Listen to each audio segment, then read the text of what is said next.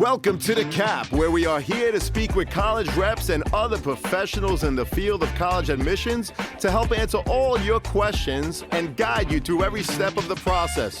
So if you're serious about college admissions, you've come to the right place. Are you ready? Let's talk about it. And now, here's your host, Dr. John Durante. Welcome to The Cap, the College Admissions Process Podcast. I am your host, John Durante, and I am here to introduce you to college admissions representatives and other professionals in the field of college admissions. Our purpose is to serve you, the students and parents, so that you may gain insight straight from the people who ultimately make the decisions. Regardless of whether you apply to a particular school being highlighted in a given episode, you should listen to all of them, as each guest will give you tremendous insight and advice on every aspect of the college admissions process, prompting you to come up with your own follow-up questions for when you visit campus or meet with a college admissions representative yourself. Don't forget to visit our website, www.collegeadmissionstalk.com, or the show notes of each episode to access the alphabetical list of all the colleges available with the related audio link to the right of each school. The alphabetical list provides you with on-demand access to all of the episodes so that you may listen whenever you wish. And if you want to receive links to episodes before they are released on the podcast, along with other related resources, please fill out the email opt-in form also available on our website and in the show notes of each episode. Lastly, please email me with any questions or comments at collegeadmissionstalk@gmail.com. So are you ready? Let's talk about it.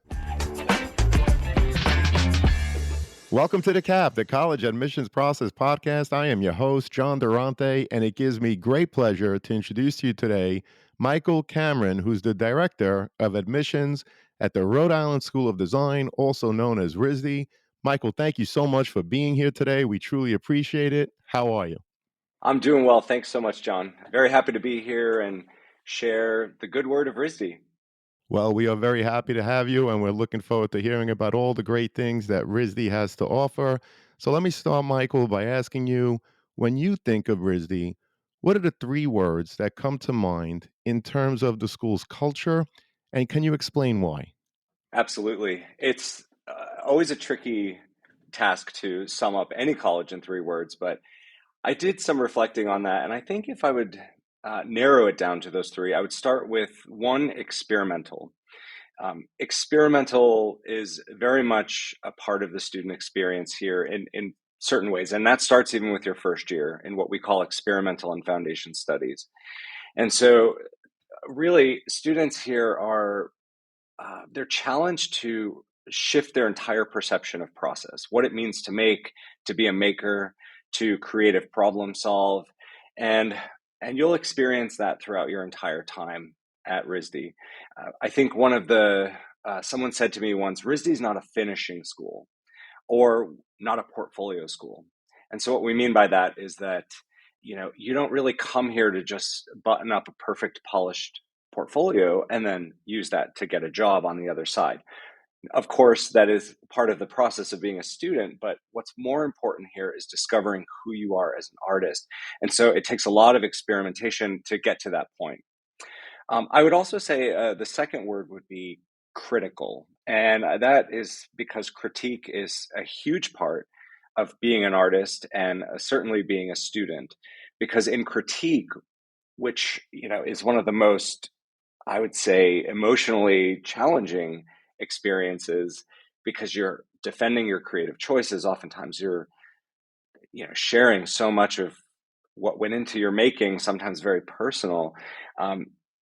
People are going to be commenting on that, things that you have very personal to you. And so but at the end of the day, the critique is about highlighting the parts that aren't working or the parts that are, and then refining and refining. So I think students at RISD are very good at creating a culture of critique, but with the best intentions, because it really pushes you to develop as an artist. And I would say the last word is collegiate. And I feel like that might be one that you might not expect, but more, it's wild to me how often I communicate with someone and they say, well, what is art school? What do you actually do? And so I I really drive home that, this is a college environment. You are studying a rigorous liberal arts curriculum in conjunction with your studio learning. You're challenged to think, to do research, to develop as a person and as an artist. So I would probably use those three words. Well, thank you so much for sharing once again experimental, critical, and collegiate. And we appreciate, Michael, the in depth explanation of each. That's terrific. I was also curious, what are some of the other things that you personally love about RISD that makes it so appealing for so many students to want to apply and ultimately attend? Yeah, well, I would say that ultimately, the fact that we are an art and design institution that offers exclusively programs in art and design and some liberal arts programs at the graduate level, um, the entire student experience is surrounded by the arts. So the students with whom you study are artists and designers. The career center is dedicated to artists and designers. The library has the largest collection in the United States of books surrounding art, architecture, design, photography. And so I think that's one thing that really makes it appealing to study within the context of an art and design institution, and maybe as opposed to studying at a college that has an art program. I think one of the other resources that really makes RISD not only appealing, but I think really an amazing place to study is our partnership with Brown University. Actually, I'm in Providence now. I can see Brown's campus from my office window, and so our students, both students at Brown and students at RISD, can benefit from open cross registration, shared resources like the athletic facilities, research libraries, clubs, organizations. And so there's a really great partnership that happens between RISD and Brown. Well, we appreciate that, Michael. And I also know, as you mentioned, that RISD does have that wonderful dual degree program with Brown University, again, whereby students from each school may take courses at the other. Is there a separate application to do so? And how does that partnership work, Michael? Great question. So there are two different ways that students can engage between both institutions. Um, the first one that I was just recently referencing is cross registration. There are no applications required. You work with the advising offices at each institution, and they'll work to get you into the courses that will seamlessly transition back to your degree progression at your home institution.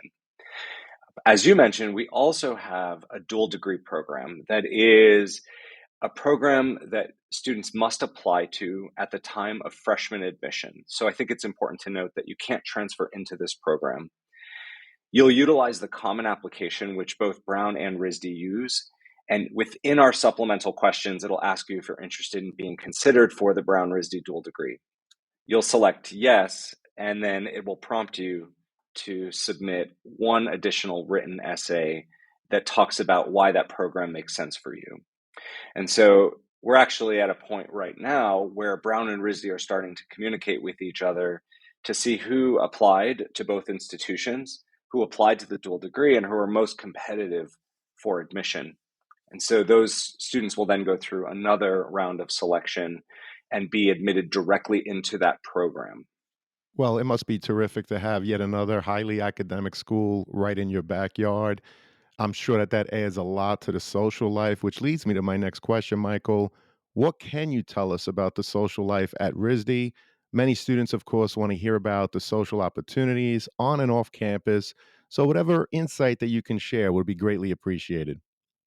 Yeah, I think there's no better way to get a sense of the social involvement of RISD students than to see the beautifully designed posters that hang all over campus. And so we have 50 clubs or organizations. It's very easy to establish your own and get funding. We even have collegiate sports, which I think is another area that folks might not think a place like RISD would have, but we do. But I think when I look at those posters, what I see are students who are definitely concerned with social equity and inclusion. We see a lot of affinity groups, Black artists and designers. We see students that really want to bring a voice to something political or something that's happening in the world or around them. there are tons of exhibitions. And so we see lots of announcements surrounding that. But again, we have this partnership with Brown. And so you'll also find that many of our clubs and organizations overlap. So Better World by Design is a Brown RISD collaborative that uses design engineering to advance sort of innovation in different areas. And that's just one of many examples where you'll see this collaboration between the two institutions. Well, we really appreciate that. Thank you so much for the explanation. I want to get back to the application process at RISD. One of the differences in applying to a school like RISD, which of course is an art and design school, you've already mentioned that, is that students must submit a portfolio as part of their overall application. So, Michael, how do you assess a student's portfolio and how much importance is put on the portfolio as part of your overall process? That's a great question, John, and one that we get often. The portfolio really is given the most weight in your review as a candidate for admission. And it's for various reasons. Of course, when you come to a place like RISD, that both commitment to making as well as your conceptual and technical skill are really important to your success as a student. We've done tons of research on that. We know that students who perform well in that assessment of the visual portfolio persist and do very well as students here. So when we're looking at a portfolio, we're asking students to submit 12 to 20 images of what they consider to be their best work, most representative of who they are as an artist or designer. And that really gives us a sense of who they are. I like to think of it somewhat of a visual resume that we're looking at. And so, when we're looking at that, we usually break it down into different categories. We'll be looking at a student's or an artist's strength in drawing, other areas of 2D work, three-dimensional work. Going back to that idea of experimental, we're looking at risk and innovation to see if students are creating with unconventional materials or really getting out of their comfort zone to try something new. And finally, I would probably just end by answering what I think is one of the most common questions we get. Would you rather see someone who's really conceptual or someone who's really technically sound? And the answer is really that it's got to find some balance in the middle. We believe that there needs to be some base of technical skill in order to communicate those concepts effectively. And so when the two come together and we're getting a sense of sort of the intentionality behind the work, what the student is trying to show us, who they are as an artist, that's when it really comes together and stands out in our process. Well, Michael, we really appreciate that insight and also the fact that you mentioned that the portfolio is, in fact, the most weighted piece of your application at RISD. I appreciate you mentioning 12 to 20 images and you're looking at different strengths with 2D images, 3D images, and many other things that you mentioned. But I was curious, Michael, can you give us any additional insight in terms of how students should approach the development of their portfolio? And does that change based on their intended major?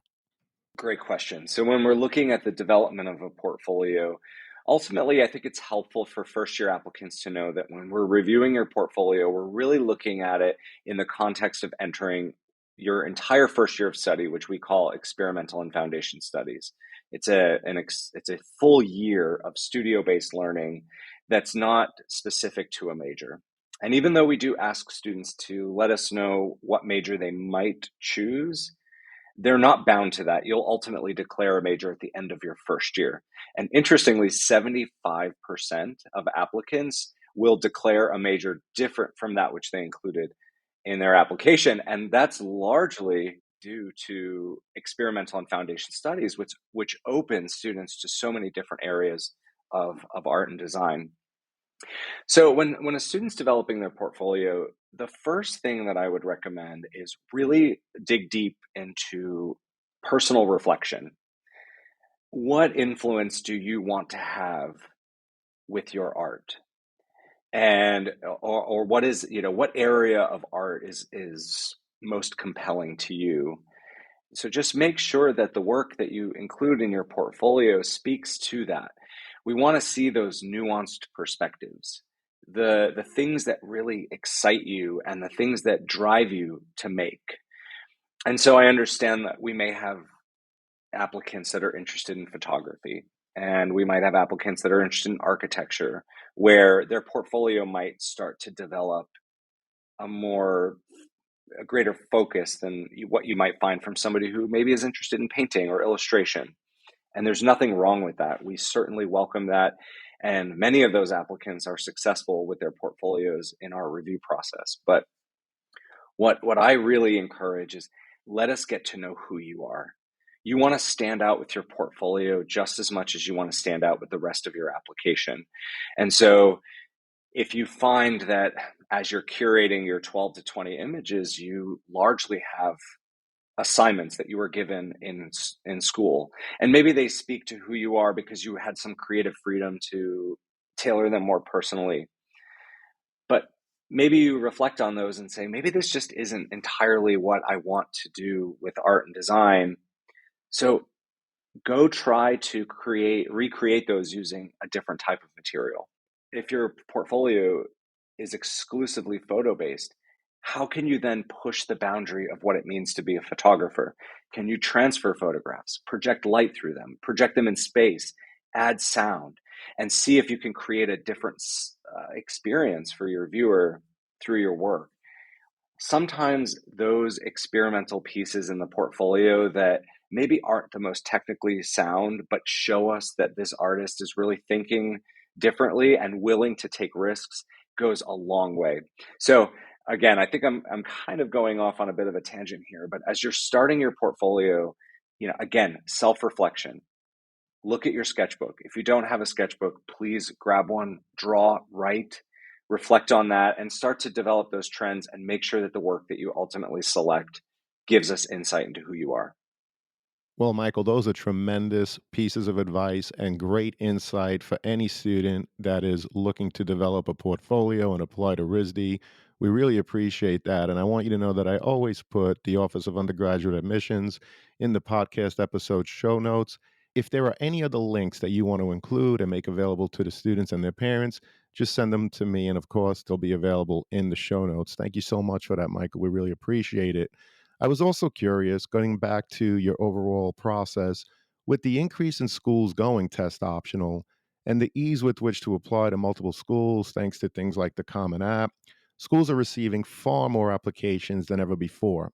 So, Michael, how do you determine the number of applicants to accept, waitlist, and even deny when you receive far more applications than seats available?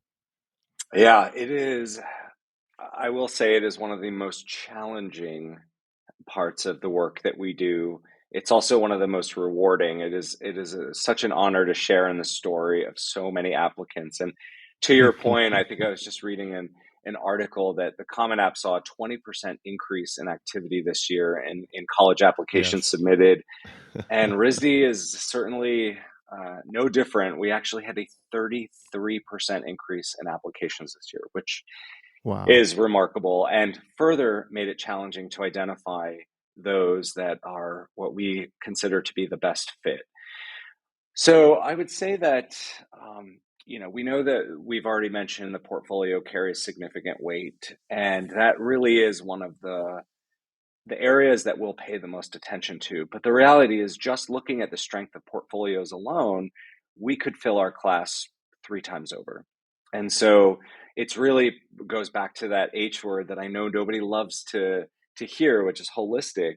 I like to say human, in that we're looking at so much more than just your portfolio to ultimately narrow down the students that we admit. Um, and so, this is stuff that maybe isn't as relevant or exciting to hear about, but we do a lot of modeling. We need to first, at the very basic level, going to admission 101 is, we know that not every student we admit will ultimately matriculate, but how many do we think we need to admit to ultimately make our class? And this year we're looking to bring in about 500 new incoming students. And so then we'll determine that number, and then we go in and then we start identifying the very best. So our review process consists of 2 reviews for most applicants. So the first review will take place with a staff member who will assess the artistic portfolio, or the profile, the academic profile, and the overall profile, which will encompass everything from the visual, personal, academic, and then provide a rating factoring in everything that we learned through the application. And then the strongest students will then go on to a cohort of 21 faculty members. So faculty are actually reviewing the applications for admission as well. And that happens for several reasons. One, it's always good to have two perspectives, but art can also be very subjective. And so we want to make sure that we're getting different perspectives on the type of the work that's being submitted. And so once that process concludes, we'll identify the students who have scored the highest, and we'll ultimately choose to admit that group. I will say that if a student is waitlisted, and we really try to utilize a very ethical waitlist practice. We don't put a waitlist on an applicant that we don't want to enroll. If you're waitlisted, we would be more than happy to admit you. And we look at how many students we've typically needed to go to the waitlist for in order to determine how many students we waitlist. So, I know there are many colleges out there that will unfortunately put tons of students on a wait list. And I understand that from an enrollment management perspective. Again, just going back to the ethical practice, we really don't put a ton of wait lists on candidates. And the ones that we do waitlist, we would be thrilled to have in the class. And then there's of course, that challenging part of not being able to offer admission. And it's just unfortunately the challenging part of, like you said, having so many more applicants than spaces available. Thank you so much for that deep insight. We really appreciate hearing all the different things that you consider within your process. And I know it came up, and we know that RISD is in fact test optional, like many other schools throughout the country. Can you share the percentage of students that apply and that are ultimately admitted that did not submit their test scores? Absolutely, John. I think it's important to note before I answer that RISD went test optional before COVID. And I know that many colleges went test optional, around that time. But we were test optional before COVID, because in our research, we found that there was no correlation between test scores and a student's academic success at a place like RISD. Couple that with, the research about how historically marginalized communities might be disadvantaged through those exams, it made sense for us in 2019 to go test optional. At that time, as it was predicted by all of the testing services, they said we would see roughly 18 to 20% apply test optional. And sure enough, 20% of our applicants applied test optional. Fast forward to today, 65% of our applicants to RISD apply test optional. Wow. And actually 60% of the students we admit were part of that test optional group. Well, that's a tremendous answer. Thank you so much for sharing all of that data. So I just want to repeat that. Back in 2019, before the pandemic, when you went test optional, it was 20% that submitted without their test scores. Fast forward to today, 65% submitted without test scores. But what's most important is that your last freshman class, 60% of the students that were admitted did not, in fact, submit test scores. Michael, is that correct? That is correct. Very good. I just wanted to share that because a lot of people think that at schools like RISD that are highly academic and very competitive, they seem to think that the test optional movement is a myth. And that's definitely a lot of evidence to show that it is not. So we appreciate that. And Michael, visiting campus, of course, is a very important part of the college process. So if a student is able to visit, what are the areas that they should absolutely see? And what are some of the questions that they should be asking to help them determine whether or not the Rhode Island School of Design is the right fit for them? That's a great question, and one that I could spend all day answering because I love being on campus. I love Providence. It was a city that I underestimated tremendously.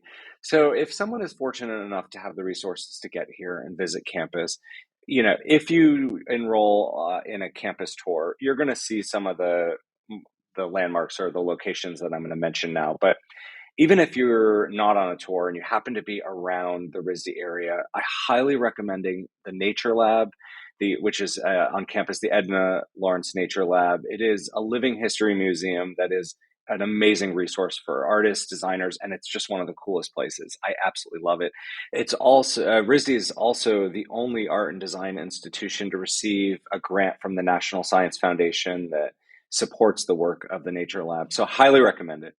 We also have the RISD Museum. It's an international audience that comes there, and as a visitor to campus, you do have free access. Just tell them admission sent you, and you'll be able to go in for free. We have over 100,000 works that span antiquity all the way to contemporary pieces. There's a student gallery within there, and it's a great resource for current students because you'll have access to the archives and so much more. We also have the Fleet Library, and it is just a visually beautiful space. I did reference this earlier in our chat that it is the largest collection in the US at the collegiate level of work specifically dedicated to art, architecture, design, photography. And it's within a converted bank. It's just a beautiful, beautiful space. If you're looking to be off campus, you just want to get a little flavor, I would definitely recommend checking out Thayer Street, which is sort of a student hub of restaurants, little shops. It's a space where you're going to find Brown students and RISD students commingling. It's a really great place. There's just a really good energy there. There's also Canal Walk, which is right downtown. It's home to what we call water fire, which is over the warmer months, they'll light cauldrons of real fire there, and they pipe music throughout the city. It's beautiful. It's just a really nice, visually stunning, walk, and it give you a good sense of the sort of feel of the historic nature of a place like Providence. And the last thing I would say is if you happen to be in the area for a while, which might be a luxury, because I understand as a parent or as a college student, or a prospective college student, if you're on the search, you're hitting one college, you're off to the next. But if you find yourself with some downtime and you want to see what really makes Rhode Island so special, being the ocean state, take a trip down to Newport, Rhode Island. It is a sailing community. It's a little seaside town. It's got tons of great restaurants. The views are absolutely beautiful. And it's about a 40-minute drive from campus. So highly recommend it. What's up, podcast friends? I'm happy to share that we've teamed up with Dormco to make your dorm decorating a lot easier. Why Dormco? They offer quality and durability, affordability, and a wide selection for bedding to storage solutions and everything in between for your dorm room. So if you or anyone you know is looking to decorate your dorm, see the affiliate partnership link in the show notes for Dormco, your one-stop for stylish, affordable, and quality dorm essentials. Please note that if you make a purchase through any of our affiliate links, the podcast gets a commission, but rest assured that we would only promote products that we believe in and feel would benefit our listeners. Thank you all, and best wishes. Well, we appreciate that. Thank you so much for all the great spots. I'm sure many of the students listening and their families will be visiting, so that's great advice, Michael. I want to get back to the application. Again, I know how competitive it is, so I was curious, what are some of the things that students do to demonstrate their interest in attending RISD? And do you track such things at all as part of your admissions process? Great question. The idea of demonstrated interest comes up very often. Students will think that the more they engage, meaning the more times they visit, the more time they email or call, the more likely they are to get in.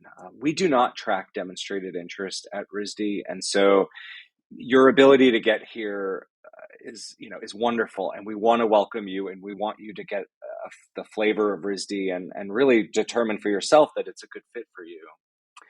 But ultimately, we're not utilizing that in our selection because we want to make it equitable as possible. And we know that international students don't have it as easy to get here.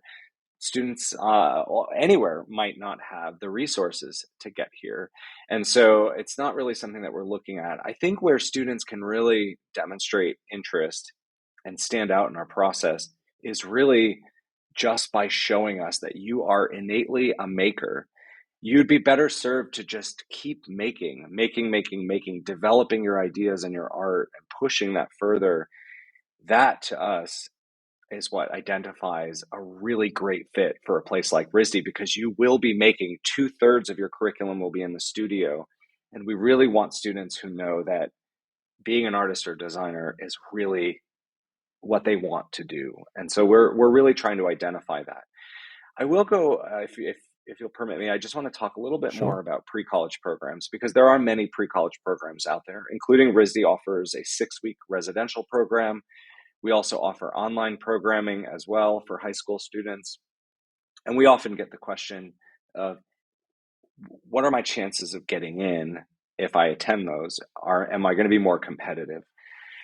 And the reality is, going back to the equity conversation, not everyone's going to have the ability to participate in those. I was one of those students. I did not attend over the summer. My parents said, "You're going to work if you want to have any type of social life," and so I know I would never have the ability to do that. Um, where I think the benefit comes in participating in these programs, because I want to say that they are tremendously valuable, especially for that artist that's maybe not sure that studying art and design at the college level is what they want to do. It's a great way to further develop that idea that this is exactly what you want to do, that path. It also can push your ideas further, and for the first time, it might be the only time you've ever been surrounded by all artists and designers who share a similar interest and are pushing each other to do their best. So I think there's so much benefit in those programs. But at the end of the day, we're really looking at how has that come together in your portfolio to be competitive, because we have students that self-study, watch tons of YouTube videos, look at online tutorials as a way of developing new techniques, and those students are just as successful in our process.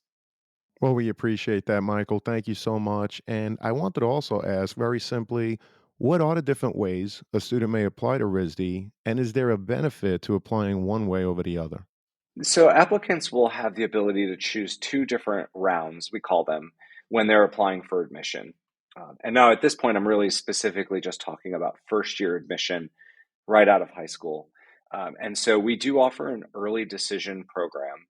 And for those that aren't familiar, early decision is really you indicating that this institution is your top choice. And if admitted, you will matriculate.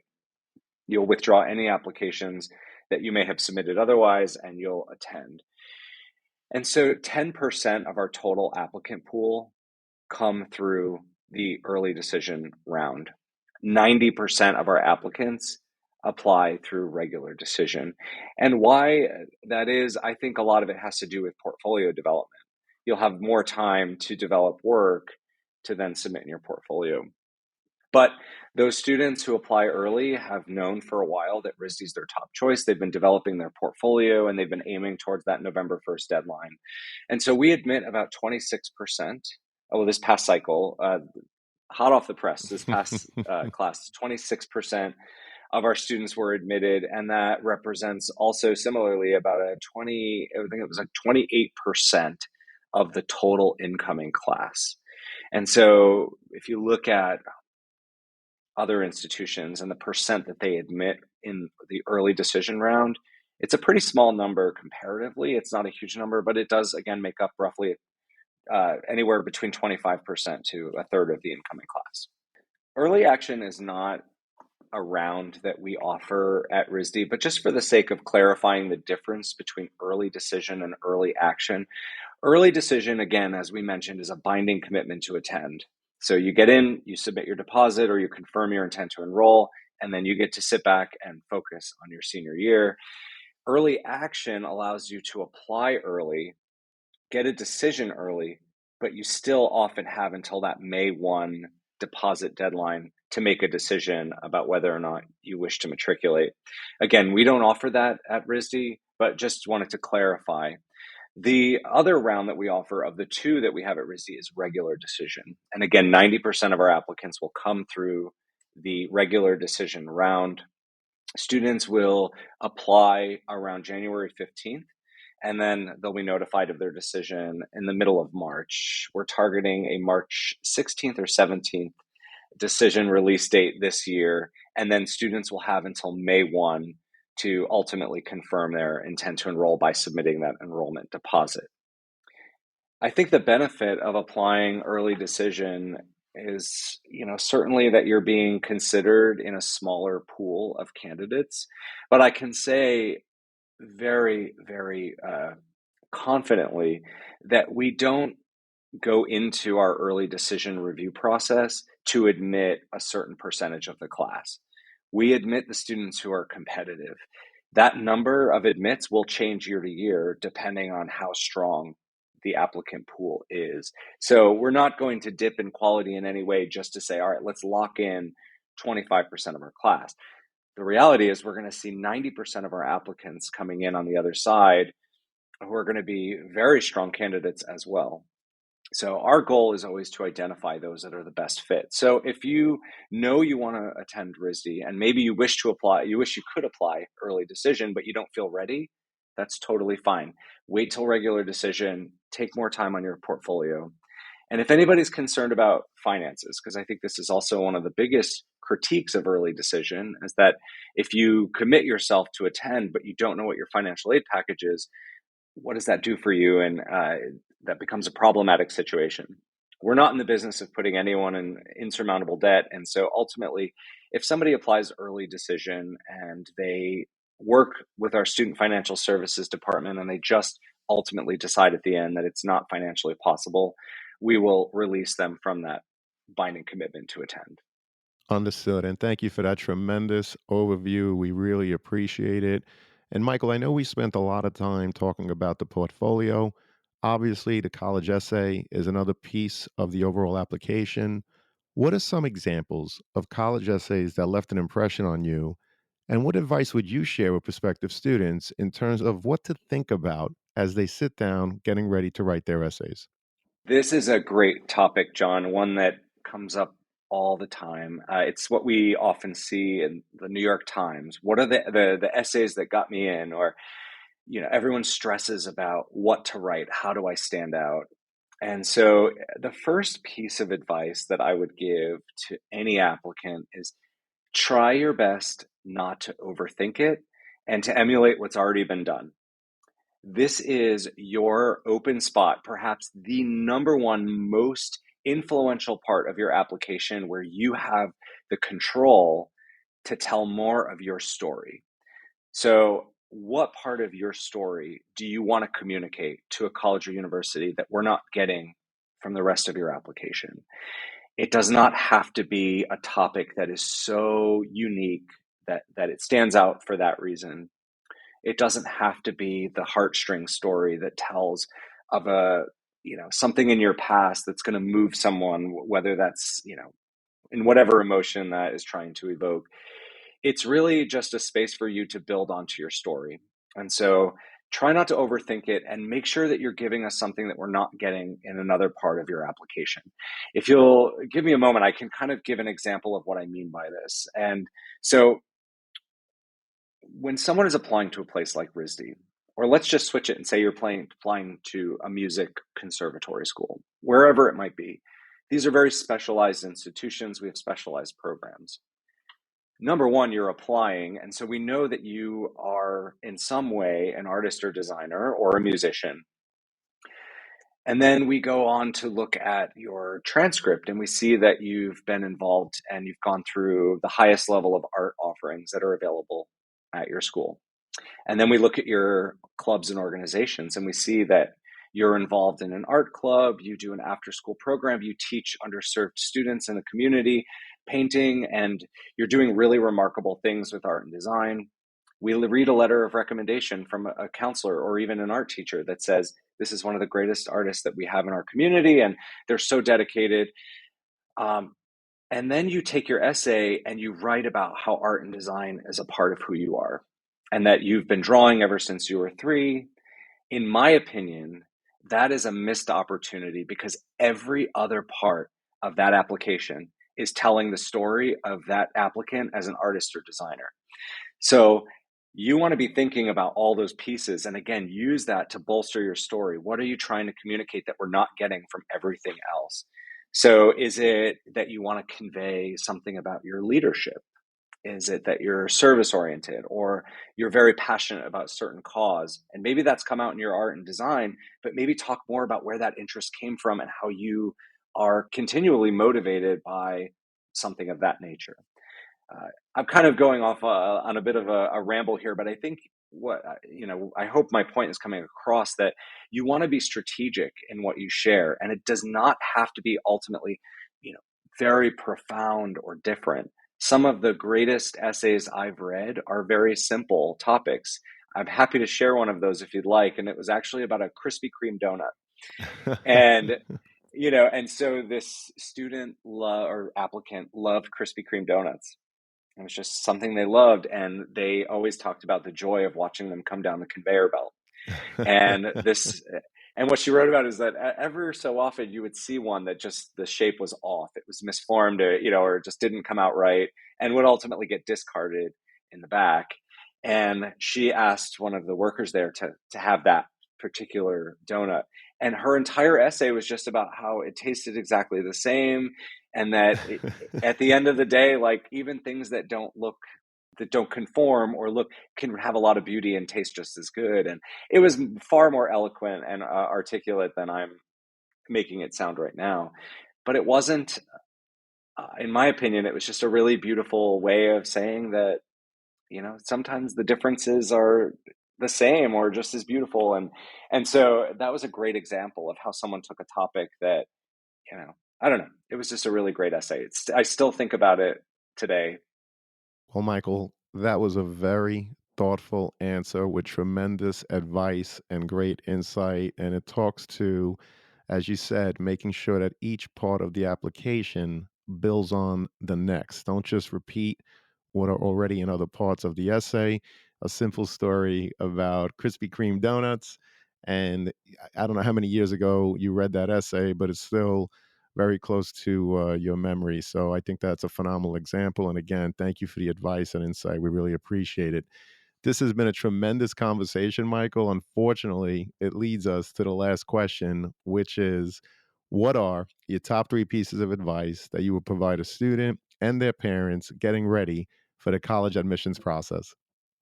This was another one that I had to think a lot about, and I think the three different answers that I give will represent what I truly believe.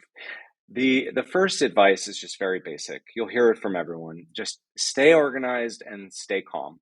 There are many different deadlines to look for. There are state grant programs. There's the FAFSA. You've got institutional scholarship forms. There's a lot. And so the best thing that you can do to make sure that you're not getting overwhelmed is just to organize all of that in a way that works for you, and just keep those in mind. I think the other advice that I would give is that there is very much a human side to the college admission process that I think is overlooked. We read the articles in the paper, we read the books, we go to seminars on getting into the colleges that you want, and it just starts to seem like there's this robot on the other side that's just accepting applications and sending out decisions. We have at RISD and in every institution in which I've worked over the past 18 years, a dedicated team of admission officers or counselors that are there to help you along the way. Take advantage of that. We are humans. We all have different perspectives. We want to help. And so never hesitate to just hop on the phone and be like, or email and just be like, hey, I'm not really sure what to do here. Would you give me any advice to me about this? Absolutely. We're more than happy to do that. So just remember, there are humans on the other side. And there was actually an article, I can't remember what publication it was, that said that was actually the human side to admission. And I read that and it sat with me. And it was really all about this, that I think people don't realize that we are human on the other side. And we do read essays, we get to know them, especially in an institution like RISD where we're only admitting so many students. We get to know you really well, and we talk about you in committee and are very excited to welcome you to campus. The last bit of advice that I would give you comes from 18 years of working in admission, and I have been so blessed to and privileged to have worked in such a variety of institutions. I was at Brown in their admission office prior to coming to RISD. I've worked at NYU, SVA. I've worked at institutions that are non-degree granting, and I've worked at institutions that offer private 2- and 4-year college degrees. So I've seen so many different types of institutions and so many different types of prospective students. My advice is try not to be swooned exclusively by a college name. There are so many wonderful colleges and universities out there that are doing remarkable work with remarkable faculty that are going to provide you a wonderful education. Just because a school has a certain ranking or a name doesn't mean that it's the best fit for you. And I think we sometimes, that's part of what makes college admission so stressful, is that everyone thinks, well, if I have to get into this institution or I've failed. And that's not true. So be open minded, think more beyond the name, look at what these colleges are offering and their faculty and their curriculum. And I think you'll be surprised at just how many great colleges and universities are out there. Well, Michael, those are tremendous pieces of advice. Again, I really appreciate your time, your insight, your expertise today. I really hope to have you again. This was fantastic. Thank you so much, Michael. John, again, it's my pleasure. I hope the information that I've shared is useful, and I will come back anytime. You just let me know. That is awesome. And yes, Michael, the information is more than useful. Really appreciate it. Frankly, when I was applying to college, I wish I had insight the way that you gave today. So, again, we really appreciate your time. Thank you. Thank you.